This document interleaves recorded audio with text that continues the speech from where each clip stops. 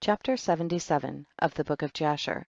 Adikam was 20 years old when he reigned over Egypt. He reigned 4 years. In the 206th year of Israel's going down to Egypt did Adikam reign over Egypt. But he continued not so long in his reign over Egypt as his fathers had continued in their reigns. For Malal his father reigned 94 years in Egypt, but he was 10 years sick and died, for he had been wicked before the Lord. And all the Egyptians called the name of Adikam Pharaoh, like the name of his fathers, as was their custom to do in Egypt.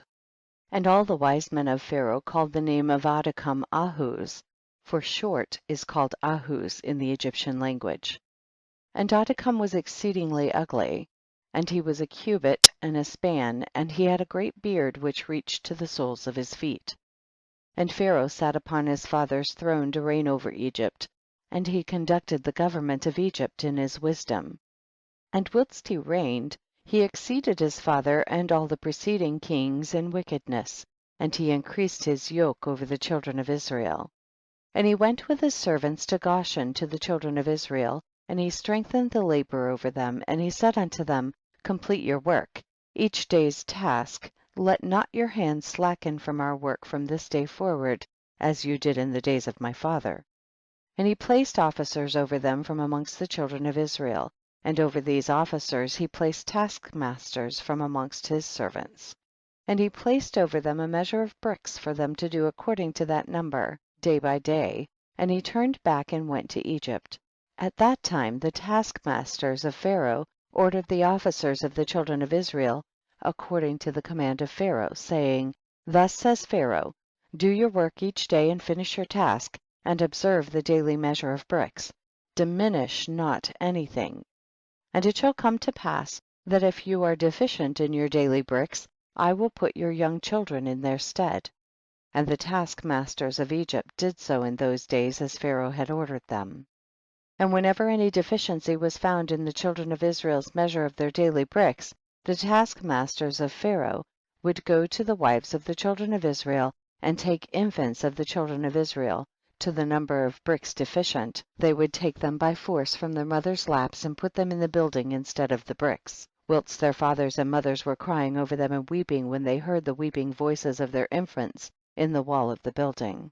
And the taskmasters prevailed over Israel, that the Israelites should place their children in the building, so that a man placed his son in the wall and put mortar over him, whilst his eyes wept over him, and his tears ran down upon his child. And the taskmasters of Egypt did so to the babies of Israel for many days, and no one pitied or had compassion over the babes of the children of Israel. And the number of all the children killed in the building was 270, some whom they had built upon instead of the bricks which had been left deficient by their fathers, and some whom they had drawn out dead from the building. And the labor imposed upon the children of Israel in the days of Adikam exceeded in hardship that which they performed in the days of his father. And the children of Israel sighed every day on account of their heavy work, for they had said to themselves, behold, when Pharaoh shall die, his son will rise up and lighten our work. But they increased the latter work more than the former, and the children of Israel sighed at this, and their cry ascended to God on account of their labor. And God heard the voice of the children of Israel in their cry in those days, and God remembered to them his covenant which he had made with Abraham, Isaac, and Jacob. And God saw the burden of the children of Israel in their heavy work in those days, and he determined to deliver them. And Moses the son of Amram was still confined in the dungeon in those days in the house of Reuel the Midianite. And Zipporah the daughter of Reuel did support him with food secretly day by day. And Moses was confined in the dungeon in the house of Reuel for 10 years.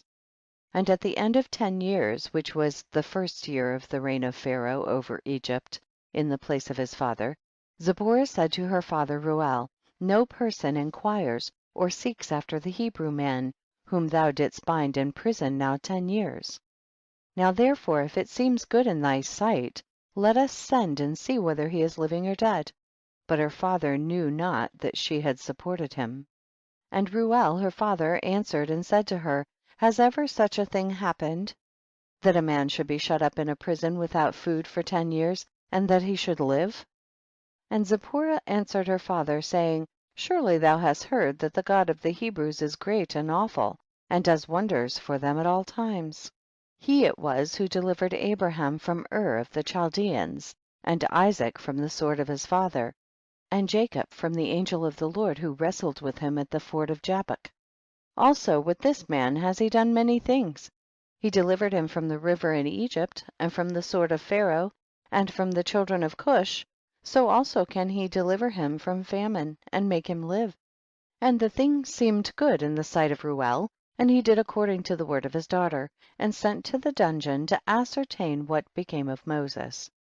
And he saw, and behold, the man Moses was living in the dungeon, standing upon his feet, praising and praying to the God of his ancestors.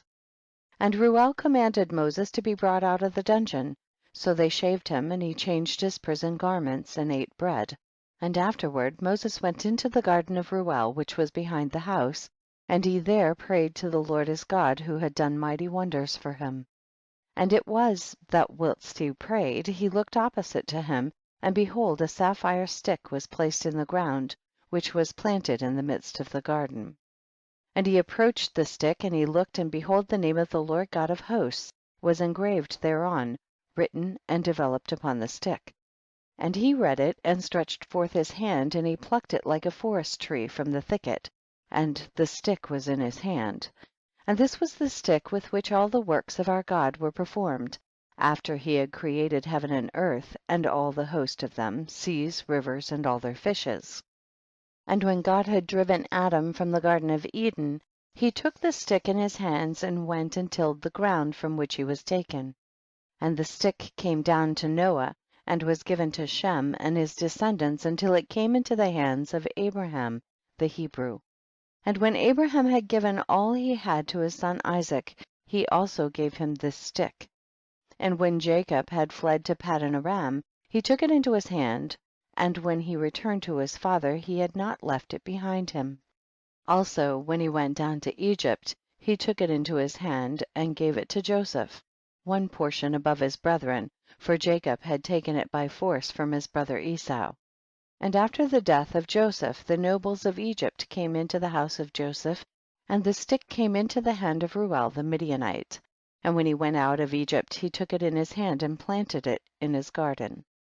And all the mighty men of the Kenites tried to pluck it when they endeavored to get Zipporah his daughter, but they were unsuccessful. So that stick remained planted in the garden of Reuel until he came who had a right to it, and took it. And when Reuel saw the stick in the hand of Moses, he wondered at it, and he gave him his daughter Zipporah for a wife. End of chapter 77.